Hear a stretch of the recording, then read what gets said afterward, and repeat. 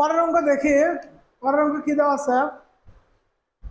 4 অঙ্কের বৃহত্তম সংখ্যা হতে 3 অঙ্কের ক্ষুদ্রতম সংখ্যা বিয়োগ করলে বিয়োগফল কত হবে? 4 অঙ্কের বৃহত্তম সংখ্যা।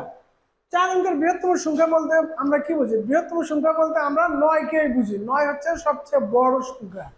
তাহলে এখানে কি বলছে? 4 অঙ্কের বৃহত্তম সংখ্যা। তাহলে আমরা 4টা 9 লিখি।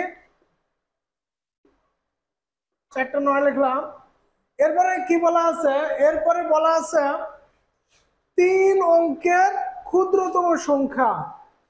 3 অঙ্কের ক্ষুদ্রতম সংখ্যা বলতে কি বুঝি? ক্ষুদ্রতম সংখ্যা বলতে আমরা শূন্য বুঝি, কিন্তু কোন সংখ্যার পূর্বে শূন্য দিলে তার মান থাকে না, তাই আমরা আগে দিকে একটা সংখ্যা নিব, এরপরে শূন্য দিব। তাহলে আমরা ক্ষুদ্রতম সংখ্যায় আমরা কি নিতে পারি? ক্ষুদ্রতম সংখ্যা আমরা 1 নিতে পারি।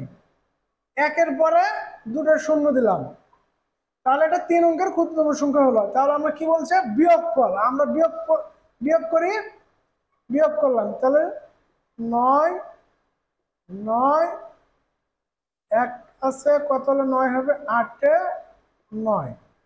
এটাই আমাদের অ্যান্সার। এটা আমাদের কোন অপশন আছে? অপশন খ তে আছে। হয় আমাদের সঠিক অ্যান্সার।